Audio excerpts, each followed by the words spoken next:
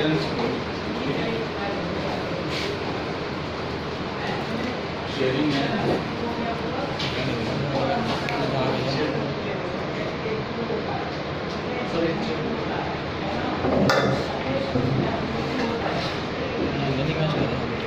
देखो नॉर्मली होता है क्या, वैसे ही करते हैं। शेयरिंग एक फोल्डर, जब हम किसी फोल्डर को शेयर करते हैं तो नॉर्मली होता क्या है, फाइल सर्विसेज जो होती है हमारे पास बाय डिफॉल्ट इंस्टॉल हो जाती है। जैसे हम लोग क्या करते हैं, एक फोल्डर बना लिया जैसे, ठीक है, ये फोल्डर बन गया हमारा।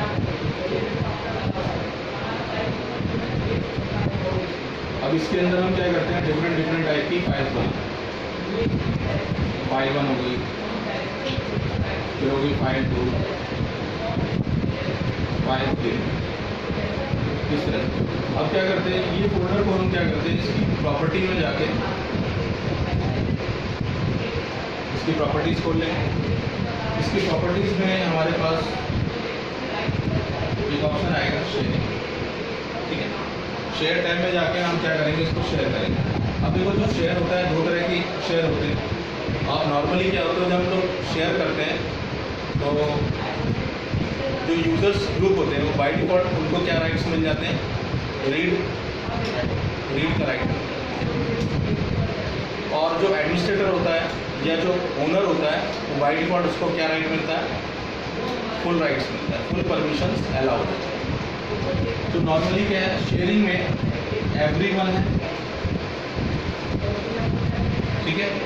दूसरा हमारे पास है एडमिनिस्ट्रेटर,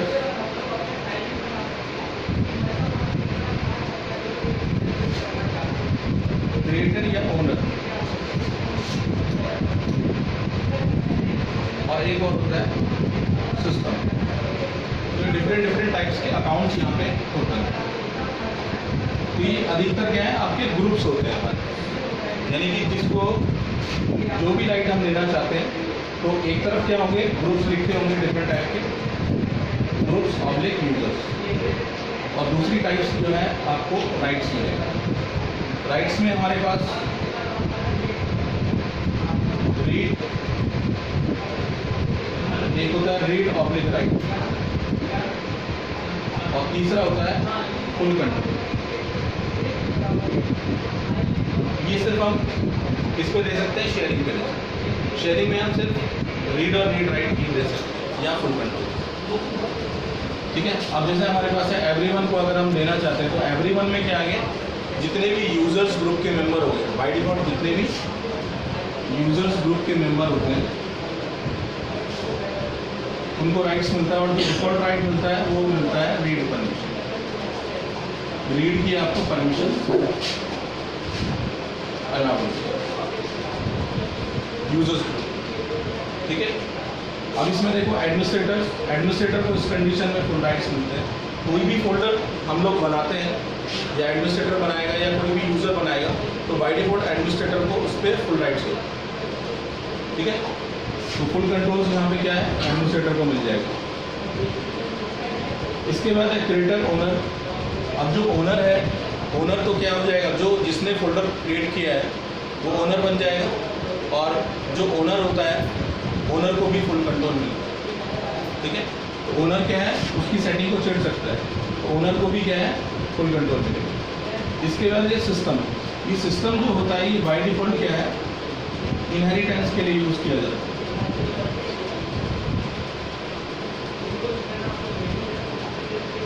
ये सिस्टम जनरेटेड राइट्स, इसको आप क्या है, हटा नहीं सकते।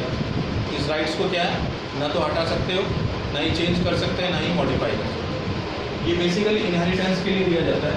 इनहेरिटेंस बेसिकली एक फंक्शन है जिसके थ्रू आप क्या कर सकते हो, कोई किसी भी फाइल और फोल्डर को परमिशंस अलाउ कर सकते हो। तो इसमें क्या है, जो मेन फोल्डर होगा उसे कहते हैं पेरेंट फोल्डर, और उसके नीचे जितने भी फोल्डर आप बनाओगे वो उसके क्या है, चाइल्ड फोल्डर हो जाएंगे। अब मेन फोल्डर पे आप जो भी राइट्स दोगे वो चाइल्ड फोल्डर पे ऑटोमेटिकली अप्लाई होता है।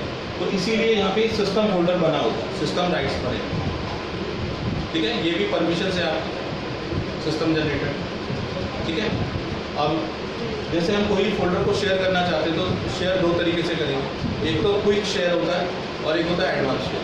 क्विक शेयर में आप क्या है, डायरेक्टली क्या उस फोल्डर पे जाओगे, राइट क्लिक करोगे, शेयर ऑप्शन में जाओगे, एवरीवन को चूज़ करोगे, अलाउ करोगे, वो तो हो गया क्विक शेयर। एडवांस शेयर में हम क्या कर सकते हैं, एडवांस शेयर में फोल्डर बनाओगे, फोल्डर की प्रॉपर्टी में जाओगे, एडवांस टैब पे जाओगे, उसमें और भी ऑप्शंस आएंगे जैसे परमिशंस में डिफरेंट यूज़र ग्रुप को परमिशन दोगे, ठीक है। उसके अलावा उसमें एक और ऑप्शन आएगा कैशिंग। कैशिंग जो होती है वो बेसिकली होती है ऑफलाइन फाइल्स की।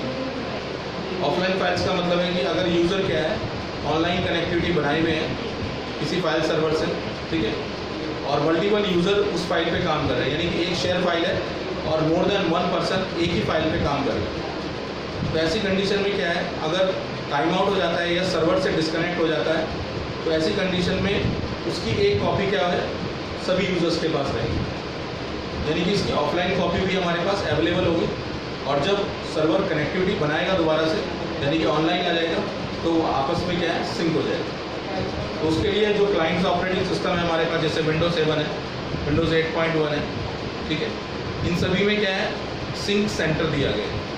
सिंक सेंटर जो होता है वो ऑफलाइन फाइल्स के लिए होता है। तो टास्क बार में एक आइकन आ जाएगा, ठीक है, उस आइकन पे जब आप डबल क्लिक करोगे तो उसमें सिंक सेंटर की सेटिंग हो जाएगी। और ऑफलाइन फाइल्स के थ्रू आप क्या कर सकते हो, यूज़र्स की ऑफलाइन फाइल्स इनेबल कर सकते हो और उसको सिंक कर सकते हो, ठीक है। ऑफलाइन फाइल इसके बाद में हम बताएंगे, डिस्कस करेंगे, ठीक है। बहुत